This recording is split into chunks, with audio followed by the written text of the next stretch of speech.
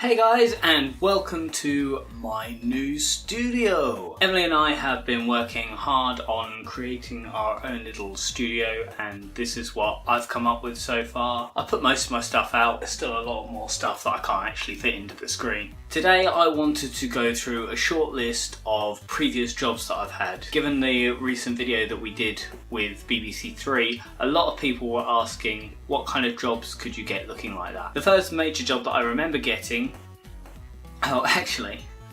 before, I had a list. I'm going to start from before this list. One of the first jobs I remember getting was at Burger King, and I managed to work there for 6 days before they made me clean an entire back room with a toothbrush along the floor, along the edging, and 6 days is all I could take there. The first major job I remember getting was at a duck farm. My nana saw an advertisement in the newspaper for a job looking after the welfare of ducks, and I just had to jump on board. I mean, who doesn't love a little duck? They were so cute. The job entailed me to go and put new straw down, fill up their water, make sure it was all clear, fill up their food. I did have some lovely times with the ducks because a lot of the time I was by myself and ended up talking to the ducks. That was just on weekends. I think it was on a Sunday morning at about 5 or 6 o'clock in the morning. The next job I had was at a local garden centre. I got this job just before Christmas, and it was basically shelf stacking out of hours. So there was no customers about. The worst that you'd end up getting is covered in glitter. It was a really nice community and the boss was great. After working at this job for a couple of years, I took on a weekend job as well at a local kids activity indoor centre. They had a laser tag section. I worked on there for quite a while, but most of my time there was spent in the kitchen being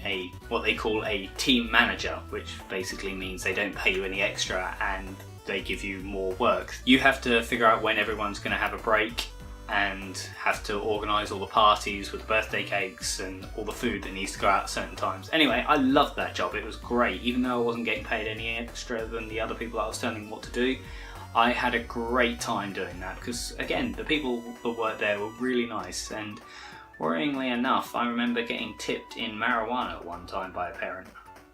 I'd forgotten about that. That's a bit weird.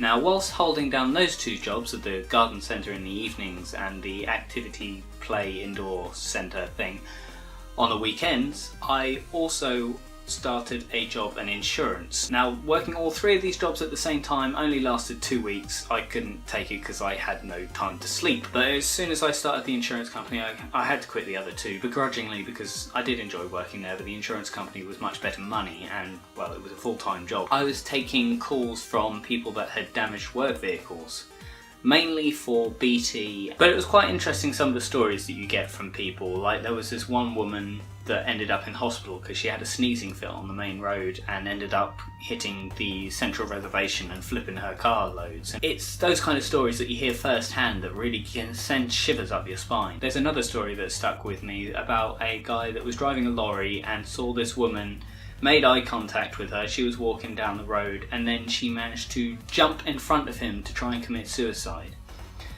That really freaked me out, this call, because he was explaining it so blasé, because he'd probably explained it 100 times before to a million different people. But he could see in her eyes that something was going to happen, and apparently he found out after this that she'd tried to do this before. Happily she survived, or, well, not so happily for her, but thank goodness he wasn't too emotionally scarred. Well, fingers crossed anyway. He seemed like a genuinely nice, down-to-earth guy, but you never know over the phone. Now, unfortunately, as with most insurance companies, they moved our department to India. I had the chance to go over to India to teach the people of India how to do my job, to stay on for like another couple of months. I took the money and ran. I didn't want anything to do with that company after they said that. And so I got a job at a newly refurbished nightclub in Ipswich. This, again, was a great job, but just to put into perspective exactly when this was, there was still smoking allowed indoors. I was given the job of glass collecting, which also meant emptying the ashtrays, which wasn't great, but then again you did find money that people dropped on the floor. And that leads me on to my most recent job. I say most recent, I've just been there 10 years this year. I got a little badge saying so, which I've actually broken only after having a few months. And that is with the Royal Mail, delivering handwritten letters, mostly bills, and Amazon and eBay. Thank goodness for Amazon and eBay, because if it weren't for them I probably wouldn't have a job still. But I absolutely love working with Royal Mail because I'm out delivering, I'm outside, I'm not stuck in an office. I have fantastic colleagues, my bosses are brilliant. In fact, they've been complaining and getting on to me for not having green hair still. Well, no, I wouldn't call this green. I really need to redo my hair, and I'm going to redo it green when I get the chance to. Yeah, the ideal job for me, working outside, working with people that you genuinely like and that you know very well, inside of work and outside of work. Because they have a biannual music day and they've asked us to play each time, and we have, and it's been really, really good. In fact, if you want to see us play, just check out the links below, I'll chuck them in there.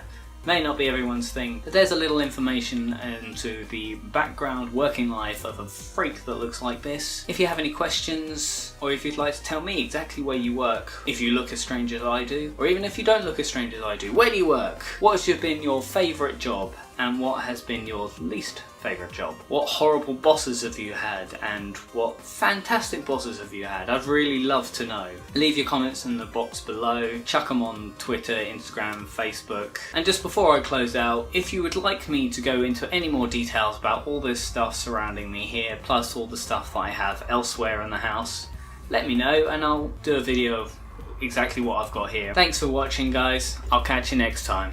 Bye!